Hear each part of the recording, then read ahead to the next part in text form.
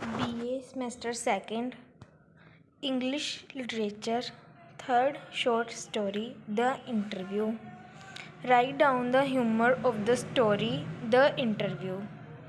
The Interview is an amusing story by Khushwant Singh. It makes us laugh at every step. The main source of humor in the story is the embarrassing situation in the story, which the author is catch as a result of his attempts to hide his ignorance. The author was working as public relation officer in the Indian High Commission in America. One day, a stranger happened to visit him. He introduced himself as Mr. Towers, a famous numismatist. He began to talk about numismatics, numismatic journals, and well known numismatics of the world. The author did not know what numismatism is, but he did not admit his ignorance. Instead, he kept the conversation going by talking as if he knew the meaning. As a result, he made many funny mistakes. He tried to get the meaning out of Towers indirectly but failed. He falsely told Towers that he had heard the name of Banerjee and read his book on the excavations and Mohenjo-daro. Although he had never met him.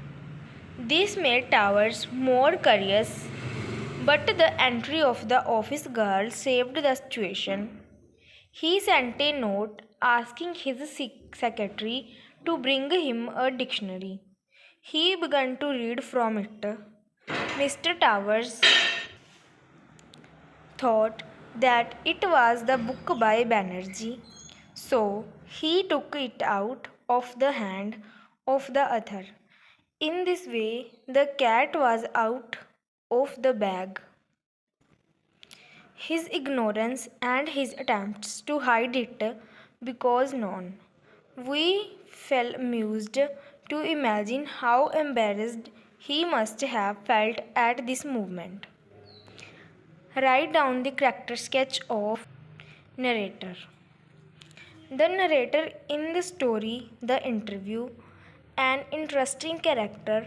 He is working as public relation officer in Indian High Commission in America.